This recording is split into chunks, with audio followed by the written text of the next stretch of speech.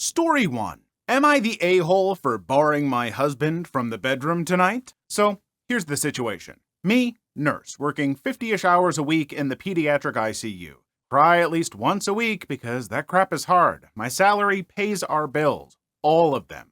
Husband, 25 male, has a degree but isn't looking for a job. Works 2 days a week at the grocery store, spends most of his time playing League of Legends. By the way, all events here are in accordance with COVID legislation. Today was supposed to be a good day. I have been begging my husband to swap his Saturday shift to literally anything else so that we could have days off together. We haven't had a weekend together since our wedding 18 months ago. Today was supposed to be our first Saturday off together. We were going to go to an animal sanctuary. He starts the day by going to breakfast with his best mate, leaving before I even wake up. I wake up around 9 and realize he's not home. Call. He says he's helping his mate set up some lights and that the weather is too rainy for the animal sanctuary anyway. He gets home around 1-ish, lies around, plays some video games, promising we would cook dinner together tonight. Leaves at 5 to help the same mate with something else. I go grocery shopping. I don't drive because of medical issues, but I walk there and back in the rain. I get home, realize I've left my keys inside. Call my husband knowing he's 5 minutes away. He says he will leave in a minute. I sit in the rain and the cold, southern hemisphere. 45 minutes later, I called again. He hasn't left yet. He finally agrees to come and let me in the house. So he drives up, presses the clicker to let me in the garage, and leaves again. At 10, I called to see where he was. His friend answers, saying he's driving out to do something an hour away. It's 10:30, I'm going to bed. I've sent him a text that I'm upset and don't want to speak to him tonight and would rather he left me alone. As far as I am concerned, if he can't value me more than his best mate on the first day off he and I have shared in a year and a half, he can go sleep in his bed instead. By the way, his friend doesn't work, so they hang out all the time when I am at work. He's going to be upset, and he's going to tell his mate, and his mate is going to tell him I'm being a B. Am I the a-hole? Adding some info, I'm 26. We weren't always like this. I don't know what changed. I'm fairly confident he's not having an affair, and I fully intend on talking this through, but at a time that isn't 4 a.m. Also, the crying. Sick babies sometimes make me sad, and I love all my patients. That's why I cry. And I don't mean hours of sobbing, I mean stepping into a supply closet to take a moment before getting back to work. Also, thank you for your kindness. I was expecting maybe 5 replies. I am trying to respond as much as I can, but there are a lot of you. Oh my goodness. You're not the a-hole. Holy crap. Yeah, your husband is being pretty much just a huge a-hole. Like, if you had talked to him about this, like, hey, we never get days off together anymore. Could you maybe get this day off and we can have Saturday together? And then he keeps leaving and doing his own thing and, like, being gone for breakfast and all that stuff. It's like, okay, you needed to help a friend, fine. Don't get back till the afternoon. What? And then to lay around playing video games and be like, oh, we'll make dinner together. And then to just leave again and be gone all evening. Yeah, no, I'm sorry. He deserves to be, as they say, in the doghouse or whatever, you know? Like, yeah, I wouldn't want him to come to bed either. And it is good that you're planning on talking that through. But yeah, you shouldn't expect to have to sit and talk that through at that time of night when you're, wanting to go to bed. And yeah, the fact that, all throughout the week, he's able to hang with his mate whenever he wants, because neither of them are working all those weekdays where you're out working. Yeah, this seems like a situation that's going to need a lot of serious discussion about, like, expectations in a relationship, because there's being comfortable with each other where you do your own thing a lot of the time, but you're still together. And then there's this, and this is a step too far. Story 2. Entitled Parent Meets a Queens Neighborhood. A funny story happened today. I have a piece of property in Queens, New York, and the hot water heater was leaking. I had to change it, etc., etc. Luckily, plumbing is my thing, so I went there with 2 guys to get it done. While they are working inside, I go outside to make some calls, and this kid I know, mind you, he's 20, he just seems like a kid to me, is across the street smoking a joint on his porch. Mind you, this is a good kid, a bit shy, but just nice and would shovel everyone's driveway walkway during the winter for $20. When a Karen with her kid stops in front of his house and starts yelling at him. What are you doing up there? That's disgusting and you should be ashamed of yourself. Mind your business and keep moving, lady. He said this politely enough, and I'm paraphrasing. My kids have to play out here, and you're trying to turn them into drug addicts. I am calling the cops. She pulls out her phone to call the cops, and I decide at this point to go across the street and intervene before the cops get involved. Weed is pretty much legal here. It would have been at most a $50 fine. Hey, what the F do you think you're doing to this nice lady? Are you smoking weed and not sharing, you selfish prick? 20-year-old staring. Me. Sorry. Here, take one of mine. Reaches into pocket and pulls out half a joint I was saving for later. Effing kids these days have no respect. Karen, to me. Are you kidding me? What the F is wrong with you? At this point, another neighbor who was watching this unfold, having a bit of a chuckle, steps in. Other neighbor. Hey, Spartan, what the F is all this yelling about? The kid was talking and this young lady wanted a pull and he was being a selfish prick. What the F? That's effed up, kid. I'm telling your mom when she gets home. Sorry, lady. Let me go inside and get you my bong. We don't tolerate that kind of behavior in this neighborhood. You think this is funny? You guys are disgusting. I am calling the police. At this point, she walks away back to the homeland of Karens, never to be seen again, I hope. And the 20-year-old starts busting apart at the seams in laughter. Figured you guys would have a good chuckle at this, and since she tried to use her kids as an excuse to push other people around, I think it fits the sub. I mean, yeah, Karen is fitting, if they're not in a store where they can call the manager, then by golly, they're in public calling the police over just the silliest thing. Like, even, you don't know if it's a joint, Karen. He might just be smoking like a self-rolled cigarette, for all you know. I mean, I'm sure the smell gives it away or whatever, but, still, I doubt she knows that. Or maybe she does. Karen, do you know about that? Did you secretly really want to pull, but now you're embarrassed because too many people are around? It's all right, Karen. You know what you do? You go down to the shop, you get yourself some edibles. You're going to be fine, Karen. Let me tell you, these little gummies, they're going to do just the trick for you. Really take the edge off. But judging by the edges on you, maybe you should take two. Story 3. I cost my neighbors over $100,000. My neighbors have 9 cars total parked in the street.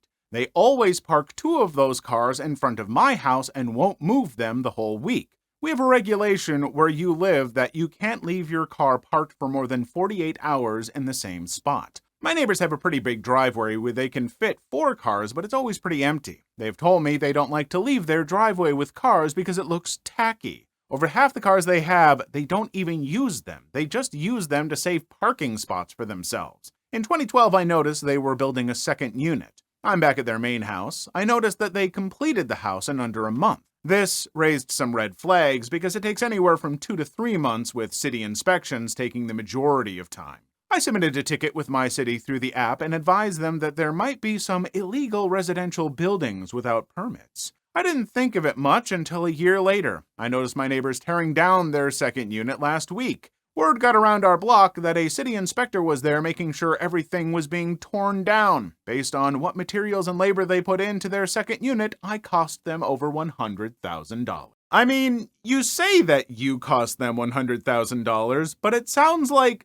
they cost themselves $100,000 because they did things wrong, and that's the way it is where you live. Do I love all the regulations that come along with this stuff? Not necessarily. I think some of it is a little bit overkill maybe, but a lot of them are there for good reason, and if you're gonna live there, you gotta abide by them. That's just that. Sorry. Live with it. And they didn't, so they paid for it. The one thing I'm trying to connect here, I don't fully understand where the cars fit into all of this. I guess that's just what they got under your skin with, and so then you saw the house and you're like, wow, this is for the cars, I guess. Story 4. Lady loses her mind because I'm deaf. So, some backstory first. I work at a large grocery store chain as someone who stocks groceries, replaces items that have been left or returned throughout the day, and various other chores around the store. It's a pretty small store, so most of the employees can do almost all of the tasks, so this particular night I was putting away a cart of items that customers decided they didn't want, overstock, or were damaged. There was a separate area where damaged items went, obviously. Now, I should preface this with the fact that I'm not completely deaf. I can faintly hear things like slamming doors, loud phones and ringtones, and some things like that, though I cannot hear voices at all, even loud yelling. While I am deaf, I know sign language, have a large bin and lanyard that I wear that informs people that I am in fact deaf. In addition to this, I have a small notebook that has a variety of pre-written responses to questions, sort of like flashcards. Though communication is difficult sometimes, I try my best to make things work, and I am very prepared. Most people are understanding, work with me, and we get through the conversation. Some kind people even sign with me. That always makes me smile. I'm pretty young and don't look like the typical hearing-impaired person, so when people sometimes get a little grumpy because I don't respond right away, they're very apologetic. And not this time. This is where the story gets good. In the cast, we have me, the deaf teenager, Crazy Karen, CK, Nice Customer, NC, Store Manager, M1, Regional District Manager, M2. So, I'm mulling along one evening and decide to get an early start on the overstock from the day, which was filling a shopping cart to the max. Since this was earlier than I normally begin, there were more people still in the store as opposed to when I usually started. No big deal, I started anyway. About half a shopping cart later, I'm in the paper towel section when I feel someone roughly poke me in the shoulder. I jump and turn around startled to see this lady. She's taller than me, and I'm no slouch. I'm 6 foot tall, or 72 inches. She's very thin, probably mid-50s, frizzy blonde hair only held back by a bright red MAGA hat atop her head. Not that there's anything wrong with supporting Trump, but this lady hit all the stereotypes of a Trump supporter. This back in September of 2020, and of course, she doesn't have a mask on. She begins to yell, judging by the aggressive look on her face. I begin to point to my lanyard and ears, trying to communicate that I can't hear her. According to the nice customer, who I will introduce in a moment, she was saying things like, "I am talking to you. I've been trying to get your attention for 5 minutes. She then takes a step forward and grabs my lanyard, yanking it violently, and it gets unsnapped from around my neck. She throws it to the ground. At this point, I'm very nervous and begin to panic. I try to actually say, "I can't hear," but I'm not sure how it came out, as I've never actually heard my own voice. My significant other says it sounds very cute, however. At this point, the nice customer enters the picture. I see him round the corner. A 30-something-year-old man, I assume, rounds the aisle and walks up to the CK asking what the problem was. This is all what he wrote down for me, saying what he said after the incident. And he looks over to me, and I frantically point to the pin on my mask and grab my notebook and scribble down, "I'm deaf and I don't know why she's yelling at me." Nice customer turns to CK and they exchange some words. Things like, "Can't you see he's deaf? Why are you yelling at a kid like that?" And responds like, "He's not deaf, he's just ignoring me because he's a lazy little S." This goes on for a few minutes, and I finally begin to cry, as this has caused a scene with people starting to surround us. It finally attracted the attention of my two managers, M1 and M2. M1 walks up to me while M2 walks to nice customer and CK, who have now really started shouting at each other. M1 knows the sign and asks me if I'm all right. I say I am and wipe the tears from my face and grab my lanyard from the ground. M1 tells me to grab my things and wait for her in the employee break room. About 15 minutes later, M1 and M2 walked in with a police officer. The CK has been arrested. M1 explained to me in sign language that CK had been arrested for third-degree assault and the officer needed a written statement and asked if I wanted to press charges. I happily say yes and give my statement. The nice customer stuck around and I wrote him a thank you note. M1 also gave him a gift card for being an upstanding citizen. That was by far the worst experience I've ever had with a customer, but I'm thankful that awesome people like Nice Customer, Manager 1, and Manager 2 exist. Also, CK got sentenced to a few months in jail, probation, and was fined a hefty amount, and I honestly hope it destroys her life. Edit. Well, I never expected this to blow up like it did. I want to say thank you for all the kind words and support and love. I'd like to address something I've seen being commented on, though. It was never quite my attention to be political. I simply pointed out what hat she was wearing. Let me be clear, I don't care about political stuff. I never meant to downplay any bad behavior or anything like that. I simply was giving my honest opinion, as I couldn't care less about what candidate you support in an election. I will never understand people who treat employees in stores like this. Like, even if this person wasn't deaf, maybe they were just zoning out a little bit. It happens. I get so hyper-focused sometimes that I will not hear people calling my name to me. And it just happens, especially if I'm working like a dull, repetitive task. I am just lost in thought doing things, and like to come up and just, oh, how dare you? Like, chill out. It doesn't matter if it's an employee and they should be helping you and that's their job. People are people. They are allowed to not be just on at 100% for an entire shift, and anyone who disagrees with me can go suck a rock. I'm sorry, people are people. It's gonna happen. But also, yeah, sometimes maybe assume if someone isn't hearing you, like trying to get their attention very loudly, maybe they are hearing impaired. So just take a moment and talk to them calmly, and don't let the lead paint fuel you into some sort of deranged fugue state of pure Karen rage. Just calm down and treat them like a human being. Please leave your story in the comments. I would love to make a video on them in the future. Also, don't forget to like and subscribe.